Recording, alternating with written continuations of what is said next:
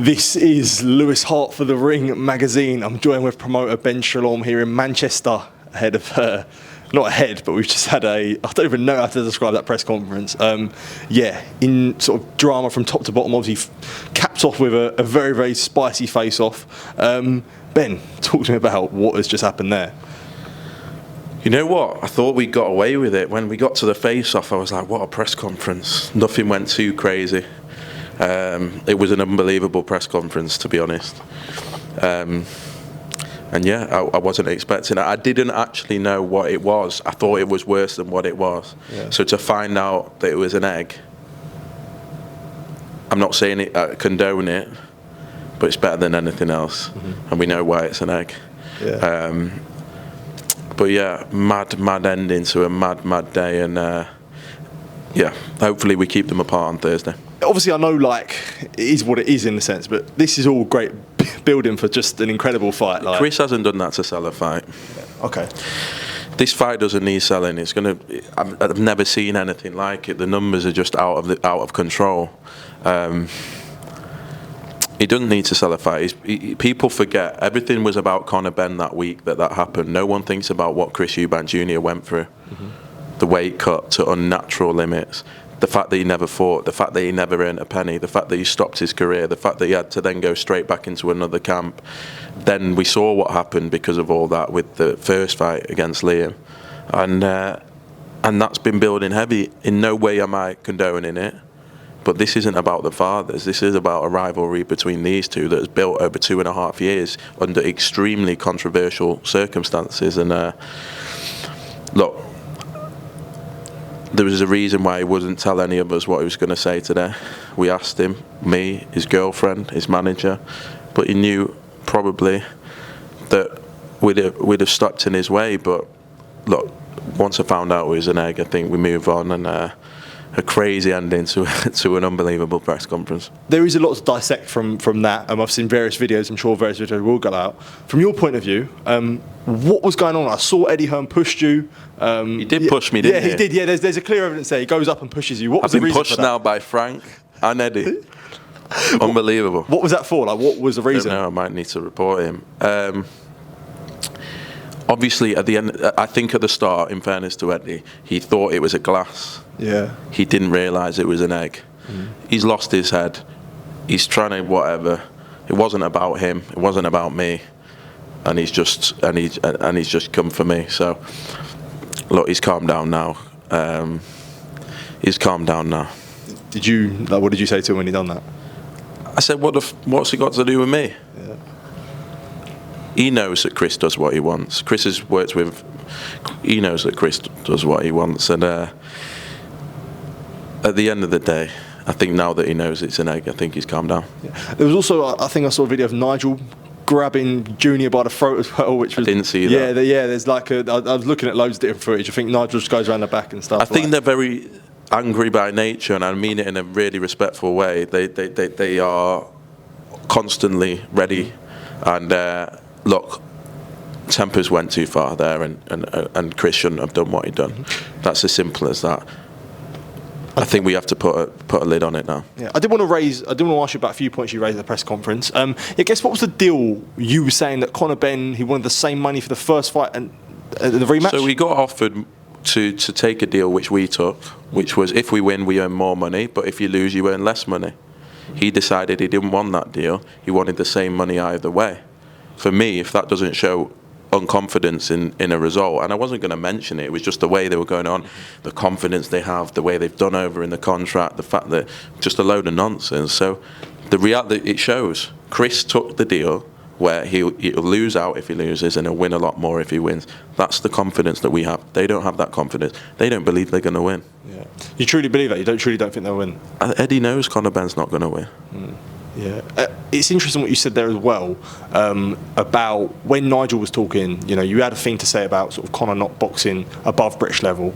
I just couldn't believe the confidence that we're exuding, talking about names like Billy Joe Saunders and Liam Smith, world champions, former world champions at the highest level. Chris obviously did what he did in over two fights against Liam. Billy Joe Saunders early on in his career, came alive in the last 6 rounds, very close fight. Chris has boxed at that level. So I couldn't believe they were going on about Chris's fights. Look at your own fights. And that's all that was. Do you think they've been disrespectful to Chris? 100%. And look, Chris doesn't care about anyone else's career other than himself. So he's probably not even looked at who Conor Benn's fight. So I had to point out to him, just to let you know, he's never even been past British level. Yeah. So that's all the point is. I think they talk a good game, and that's what's great for the fans, because people genuinely believe, because of the game they're talking, that they could go either way. Conor is always someone that is quite emotionally invested, especially when it comes to Chris. Chris is, that cool individual. I know he had the egg today. Do you think emotions play a downfall for Conor in this fight? He's an emotional guy, but he fights with emotion. I think that's what his biggest strength is. I don't know. I just don't believe he has a chance in this fight. I think even at the same weight, the 2 different levels, he's not boxed at the right levels yet along the way to prepare him for someone like Chris Eubank Jr. He's just not. And that's where it's almost, you sometimes just have to call it out. Yeah. On the rehydration clause as well, I know that's always like a thing that was talked about. It got brought up again today. What was your sort of takeaway from what was being said by Team Ben?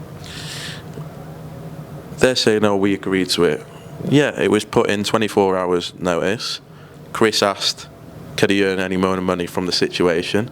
And we got to work on that, and we earned more money. And that's what Chris. And in the end, Chris likes a challenge, as he said, but it's not right. We shouldn't be paying a fighter more money to cut down on a second day weigh-in that really isn't within the rules. So we shouldn't really be doing that. But when it's put on as an ultimatum at the final hurdle for a fight, you're left with a choice, and Chris chose to earn some more money. What can we expect, do you think, on Thursday now when they go face off again? Listen, I think we're going to have to keep them apart. We'll have to keep them apart. It's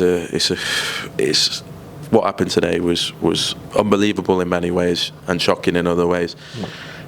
It's made a lot of headlines. This fight could sell 3 or 4 stadiums. It's that big. I think Thursday, keep them apart. Emotions are running high, and then we can look forward to an unbelievable press conference. Is it for yourself like? Is it not hard to not get involved in certain stuff when things get said? Because as you say, I know Chris was saying earlier it's about Eubank Ben, but has he got? It's hard when Eddie's making up stuff around how he's done this contract and this, and Conor's earning more. Chris is earning a lot more than Conor Benn, even though they went on about 50-50 for 6 months. Chris is the A side in every other way, even though they went on. Look at who's going to be in the home corner. Look at who's going to be walking out second. Rightfully so. Yeah. Chris Eubank Jr. has made Conor Benn's career. Chris Eubank Jr. has been earning 7-figure paydays for a long time.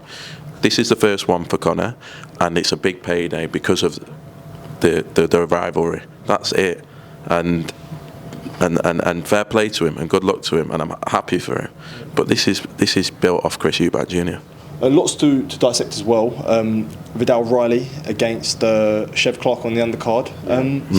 Another big fight between boxer and matchroom as well, but that will be Viddal's coming out.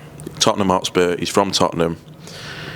He born a few minutes from the ground in a great fight, unbelievable fight against Chev Clarke, Olympic pedigree, been doing extremely well, British champion. But Viddal's going to put on a statement. For me, that's the fight of the night. Outside of the main event, I'd actually say I'd like to see that Chief support. I think it's such a good fight. But I think, we'll talk about that. But I think Viddal's going to put on a statement. Yeah, brilliant. A few more things I did want to ask you. It seems like sort of Saudi's being a bit of a disappointing ground for you at the moment. Obviously a disappointing night on Saturday for yourself, going sort of 2 fighters, but proud of them both in many ways. Buatsi didn't have to take Callum Smith, took on an extremely hard challenge, and it was just an unbelievable fight. Unbelievable. The bravery that Josh showed was incredible. It's the first time he stepped up, and Callum Smith is elite level, and against Beterbiev, he was injured and he didn't have the preparation. He belongs right up there, and he fought him all the way, and he didn't get going for a while, but what an account he gave of himself, and he'll come back, and it was a great fight. Martin what can I say? I've never seen a fighter demand an opportunity like that. We did everything we can to, once he said that he wanted the fight, to maximise his earnings, to change his life. We made sure that he's got another fight in May, come rain or shine, and that's all we can do. When the trainer and the fighter want the fight, I have to do that. And to be honest, I don't know any other fighter that would have saved the card like that, given us the entertainment like that. People could say it's the wrong decision by them after the fight, but before the fight, everyone was saying this is a better fight, and this is great, and this has saved the card. I think Martin Bakole deserves a huge amount of respect, and he got caught on the top of the head. It wasn't a clean punch, and that can send anyone dizzy, and that's what's happened. And when he's not in condition, Billy wasn't willing to take the risk. But he'll be back in May, and with him, with a camp, hopefully now people will be willing to fight him. I still think he's the most talented heavyweight on the planet. Do you understand when the concerns of people not wanting that fight to happen? I know Hearn spoke after, and he said, the fight shouldn't have happened. After. But do you understand that concern? Like because he weren't even, like me, he weren't even in the country for 24 hours. Correct. It was ridiculous. I've never seen, but Riyadh season is ridiculous, and people are taking fights that they would never otherwise take. And did he want to save the show? Yes. Did he want to prove to himself, to me, to his excellency, that he was a team player? Probably. That's probably what's going through his head. But they wanted the fight, and they called me. You've seen them calling me out on Twitter to go and make the fight. And I think if he'd gone and knocked him out in that second round or that third round, then everyone would have been going absolutely crazy. It would have been one of the biggest stories in heavyweight boxing history. Was it ridiculous? Was it mental? Did Martin even say to me on the plane coming over, and this is crazy? I was like, you're telling me? He got in the early hours. It was absolutely mental. I love him to bits. He's the nicest heavyweight you'll ever meet. And he'll come again, thanks to his excellency, and thanks to Riyadh season and Dr. Rakan, and they are right behind him because they know what a talent we've got in Martin. Perfectly put, Ben. Thanks for that, mate. Really appreciate it. Thank you, cheers. Mate.